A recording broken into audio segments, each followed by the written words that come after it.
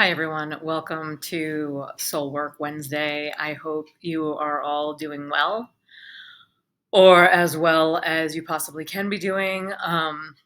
It's been an interesting time here in Texas, in particular in Dallas, as I'm sure most of you have heard of the situation that occurred over this past weekend, which was very close to where I live. It was about 15 minutes away. And I woke up in the morning, I think on Sunday, and I was like, that phrasing of like it's always darkest before the dawn came like into consciousness.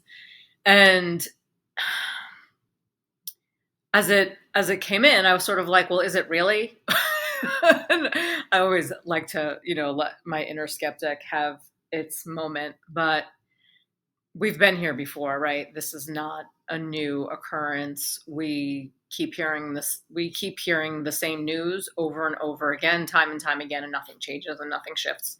And I found myself getting really frustrated by the radio, and I really didn't watch the TV, but the radio in particular, where people were, anytime anybody said anything about, praying or sending good thoughts, or I immediately had this like internal aggressive response of no.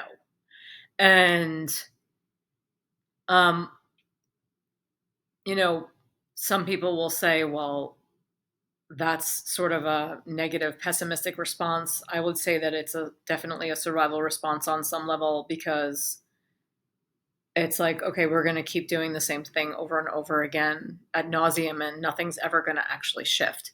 And so we want to turn the lens towards our own awareness and our own consciousness and our own being, to question, where am I doing this in my life? How am I showing up? Where am I doing the same thing over and over and over again? So that, because we're like sometimes on this gerbil wheel of being triggered. And I apologize for my throat. I've had some sinus stuff the past couple of weeks, and it's finally at a place where I can even talk to you here for any extended amount of time. So we're in this cycle of repetition where we're doing something, we're taking an action, the action's creating a consequence, and then we're doing it over and over and over again. And we want to start to notice what we're doing that is creating the consequence. For me, I was like, what I'm not doing? Like, I keep getting these sinus infections. So what am I doing in the big picture of health that is, creating this symptom? And we want to look at our symptoms. We want to look at the experience we're having. We want to look at how our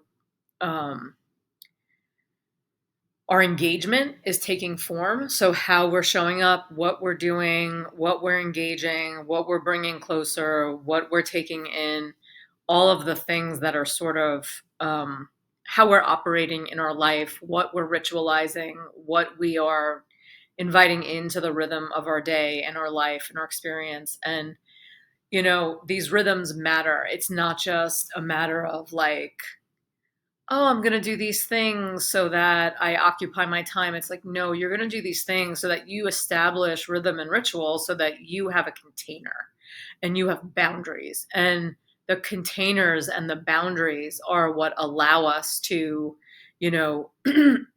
create more. It allows us to transform what's happening, to move to the next place. And so if there is something in particular that is holding your heart, and if you have, whether it be personally or, big picture globally, or in this country, culturally, familial, familially, I don't know if that's a word.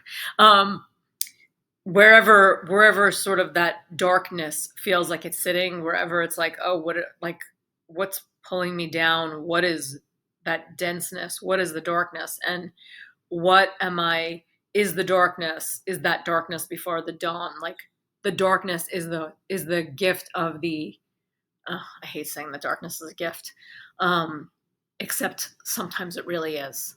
So, because it forces us to see something. When we're on repetition like this, it's just like, whatever, like, are you kidding me again?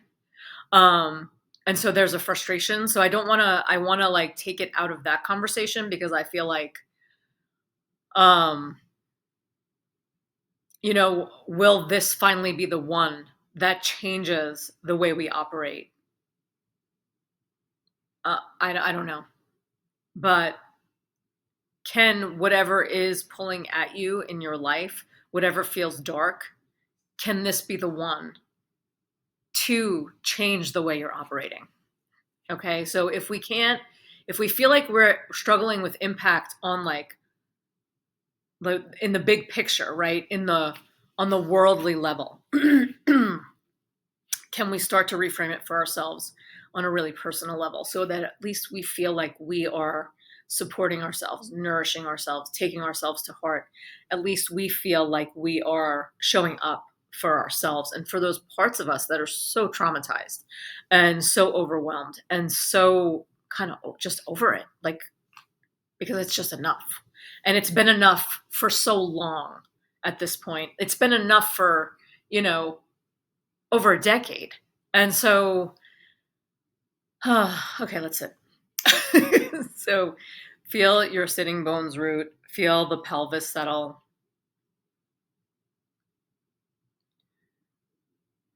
I like to usually keep the space clear of that kind of conversation because I do feel like this time we hold together is the sacred space for us to sort of turn away from that for a moment to get reprieve. And obviously, being human in the world, we can't turn away from it if, we're conscious. But for a moment, taking the reprieve. This has always been my invitation here in the space. This has always been the space where I have encouraged and offered the opportunity to turn the lens from the external world to the internal world.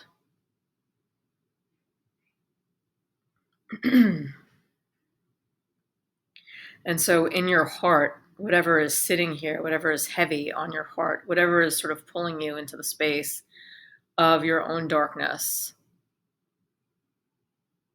your own depth. The beauty of the darkness is there is depth to the darkness, and in the depth of the darkness is the light.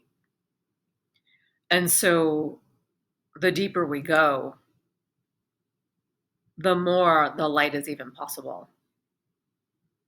And so, feeling into the rise and the fall of the breath, allowing yourself to be drawn inward and to root down, feeling the floor of the pelvis settle, feeling the sitting bones anchor and the belly toning and breathing, lifting the ribs, letting the shoulders come away from your ears. And it's really interesting. I don't even know right now if you could see this in the video, but my something is bizarre with my computer and I can't see it, but my hands are kind of interlaced across the front of my chest underneath my collarbones.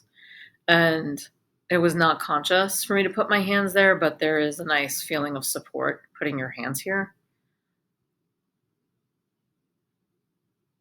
So if that is comforting to you in any way, please feel free. Hands on the thighs are also nice, or the low belly. Just start to feel the rise and fall of your breath and allow the breath to draw you inward. And in this moment, I would really encourage you to find the evenness of the breath. We want to find the steady.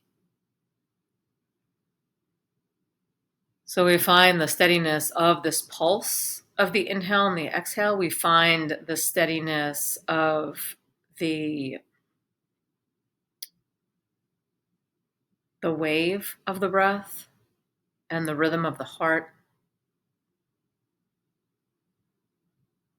And we settle in. We want to be held by this rhythm. And this is always the quickest and easiest one to connect to because it's right here for us.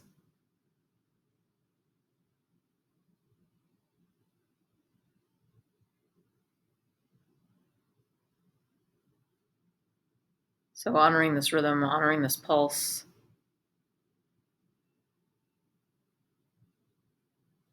We are moving, we are essentially in the depths of spring, moving towards summer.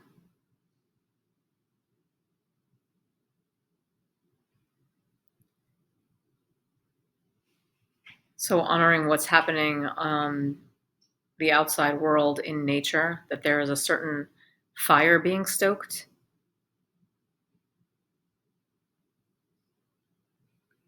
And can we honor this internal fire being stoked? So we're going to move from this season of earth and water into fire and water. And we're going to move into the heat of the summer. And we're going to start to burn off this density. We're going to start to burn off this darkness. We're going to start to burn off the heavy. We want to honor what the heaviness teaches us, what it holds, because there's wisdom here, a lot of wisdom, and a lot of grounding. And the grounding can be so comforting and soothing. And so at this phase of the game, can we hold our ground, but then start to see, where do we need to reveal? Where do we need to burn something off? What needs to shift?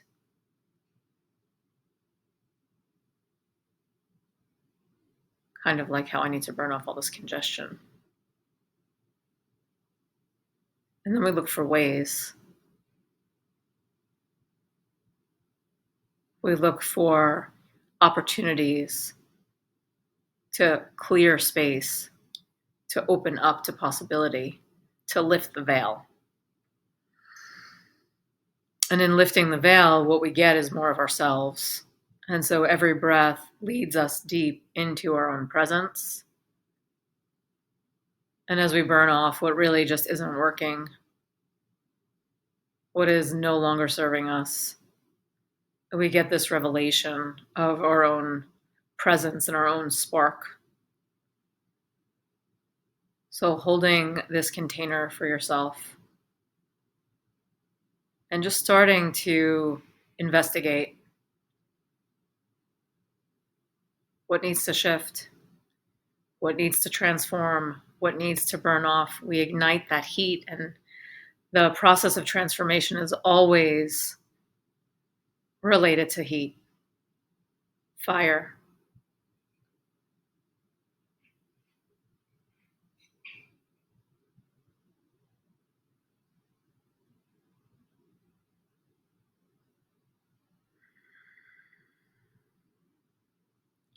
Take a full deep breath into the back of your lungs. Feel the back of your pelvis settle. Feel your belly tone. Feel the lift of your heart. Let the throat open. Draw your hands into prayer in front of your heart, Anjali Mudra. And gently bow your head to your heart and to your body, to your mind, to this resource you hold, to this connection, to revealing yourself a little bit at a time, to staying fully present and connected. Namaste. I hope you all have a beautiful week, and I will see you soon. Bye.